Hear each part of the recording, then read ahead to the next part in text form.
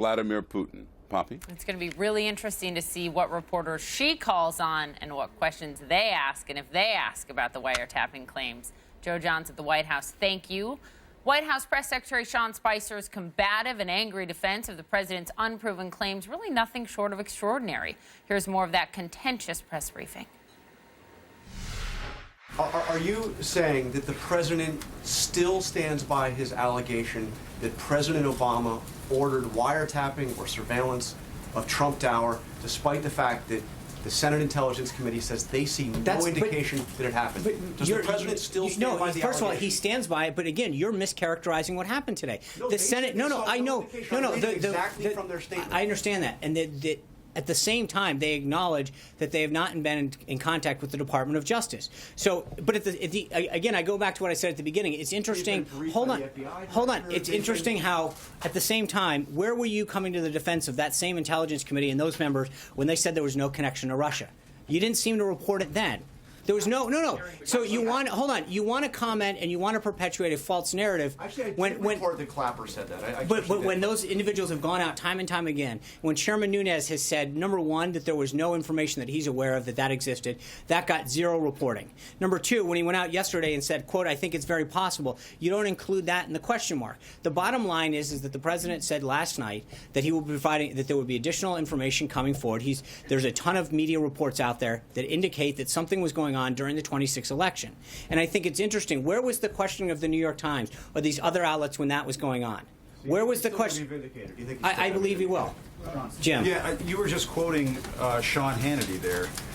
The House and Senate Intelligence Committees are I also quoted, I get you're going to cherry pick. FBI director, you're citing Sean Hannity. No, okay. You also tend to overlook all of the other sources because I know you want to cherry pick it.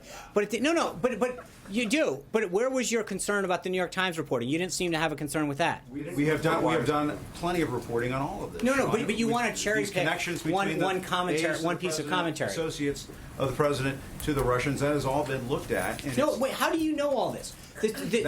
How do you seem to be such an expert in this? I'm saying that this has been looked at, Sean. How do you know it's been looked at? Hold on. Where is? I'm sorry. I'm afraid to understand. Where can you tell me how you know that all of this is quote been looked at? You're asking me whether you made a statement. You said quote.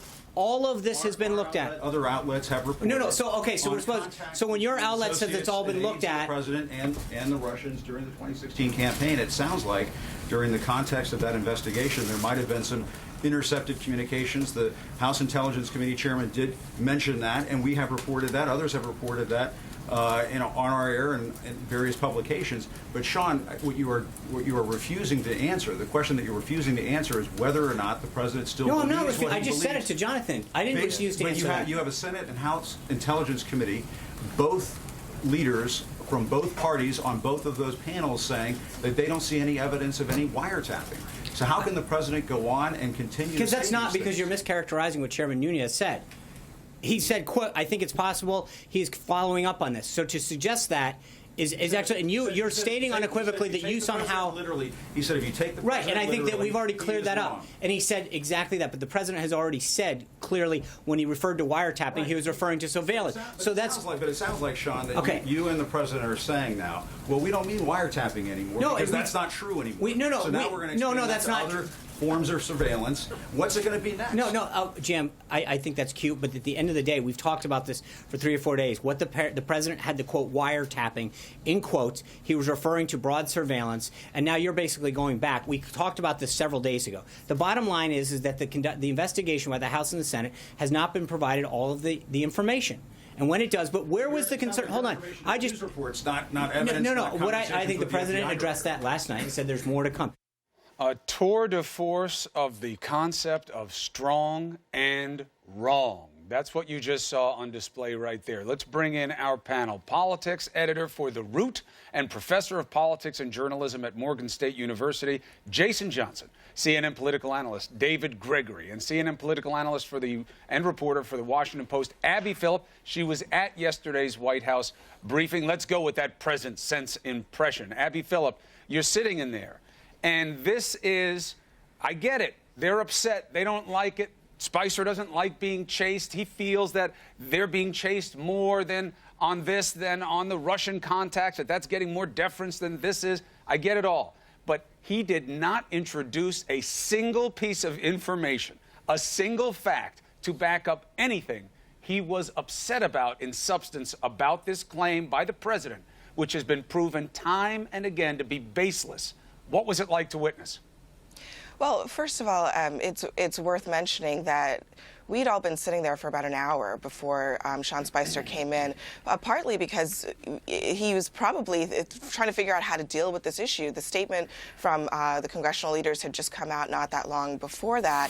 And what happened when he finally did start answering those questions was really just an attempt to distract from the main issue at hand, which is that there is no proof of what the president is saying. And he really confirmed that there is never going to be a time, it seems, that the White House will be willing to acknowledge that the president may have been wrong, or that he misspoke, or that he maybe spoke without knowing all the facts. And Sean Spicer made that very, very clear. Every time he was pressed on the substance of what the president said, the subject was changed to something else about why we should have been outraged about some other unrelated issue. And that went on for, there was a 10-minute reading of news clips, none of which bolstered the president's claim. So it went on for quite some time. That's right. I mean, he's fighting his own party on this one, Spicer and the president. Just look at this, all right? These are the Republicans and Democrats who have said unequivocally no evidence of wiretapping. On the Republican side, House Speaker Paul Ryan, Rep. Devin Nunes, Senator Richard Burr. Also, I should note, Attorney General Sessions said no when he was asked. And then on the Democratic side, you've got Representative Adam Schiff and Mark Warner. David Gregory, to you, you've been in plenty of these press briefings. You ever seen anything like this one? Yeah, I've been in the middle of a lot worse than what that was. Certainly, this is a press corps at work, and this is a White House with a credibility problem on the defensive. And so I thought this was pretty respectful, all things considered. It got a little bit heated, but it only got heated, as Abby said, because Sean Spicer is both in and has put himself in a very difficult position to be the spokesman for a president who has uttered something that was completely unsubstantiated, for which there is no evidence, and for a president who is not willing to be accountable when he says something that is demonstrably untrue. So there is an investigation that's going forward. Presumably the intelligence committees will pick up, will report out, will continue to investigate whether there was incidental surveillance or incidental information that was picked up as a result of any sort of surveillance that was germane to an investigation of whether the Trump campaign had contacts that were inappropriate with the Russian government at a time when the Russian government was trying to manipulate the election. Everything else is a waste of time. Sean Spicer is trying to defend something for which there is no defense. And he's just diverting. He's trying to attack the press, cherry pick other aspects of coverage that this White House, which hates the media, pays such close attention to. Any scrap to suggest that there was something nefarious going on by the government. Right. But what we know by those investigating, absolutely no indication that the Obama administration ordered surveillance of Trump Tower. That was the claim. It's garbage. Move on to the rest of the investigation. Right. But as you know, David, I see these opportunities as a gift, because when the White House wants to make it about, hey, let's talk about what is fact and what is being spun or what is fake in their parlance, it's an opportunity for journalism. Spicer provided a lot of them yesterday. Professor, he said, hey, you guys didn't cover when they said there's no connection to Russia. Nobody has said there's no connection to Russia. Nobody in the know. They've said proof of collusion. Exactly. Words matter. Collusion means you were working with the Russians. Right. We've seen no proof of that. They're continuing to look. They're early in that process. Right. But no connection. We've seen nothing but connection that is raising concerns. I mean, when Clapper, when former DNI Clapper said no evidence of collusion, that was covered all over the place. Right. So sure. when that one thing, no question. He said you didn't go after the New York Times is wrong. Right. That piece in the New York Times didn't mention anything like what the president is talking about. That's why I said strong and wrong. The problem they're going to have here, though, if they stick to this, what happens? I see a man going through a breakdown. Like, I wonder, and I'm all serious about this. You know, Sean Spicer's been a communications guy. I've met him several times. He's a smart guy. I wonder if he goes home and flogs himself every day after these meetings, because his anger and frustration, I don't think it's entirely with the press. I think it's with the realization that he has to put his reputation out there every day to defend dishonest things that his boss is saying. Usually a press secretary is only 2 or 3 years in the job anyway, but there's some sort of work between them and the president. Okay, this is what you want me to say. Every morning it seems like he gets thrown into the deep end of the pool to explain behavior that is patently untrue. And as a fundamentally honest man, and I do believe Sean Spicer is an honest man, he is frustrated that he has to continue to defend dishonest statements. Abby, do you agree with Jason's assessment? Well, I mean, I think that Sean is definitely in a tough spot. I mean, he's always out there as the spokesman for the White House, for the U.S. government, for the president, needing to defend what his boss wants him to defend. And he's out there doing this performance every day with his boss watching very, very closely and making sure that he's doing the right thing. So yeah, I mean, this is an audience of one a lot of times for both Sean and for virtually everybody else who goes out there on behalf of this White House. This president is very uncompromising about this idea of loyalty.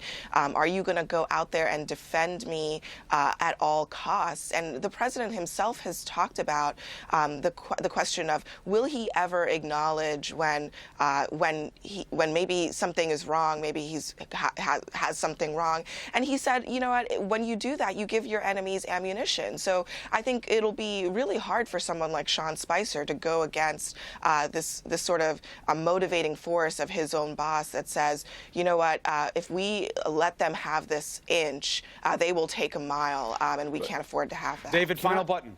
I just think what's important here is in the media, we don't have to make such ironclad judgments about all of this. This is good journalism at work. Pounding away, asking questions, asking follow-up. You say you've got evidence of surveillance. Where is it? You keep promising. Where is it? Day in, day out. And what has it revealed? We got all the major chiefs of the Intelligence Committee saying there is no substantiation of this. And so the president's credibility is at stake. We keep investigating. As journalists, we keep working. We don't have to go toe-to-toe with them on these issues. We can just keep doing the job. It reveals itself. And remember, the person who could get these answers the fastest is the president. He has chosen not to do so. Thanks to you all. Appreciate it.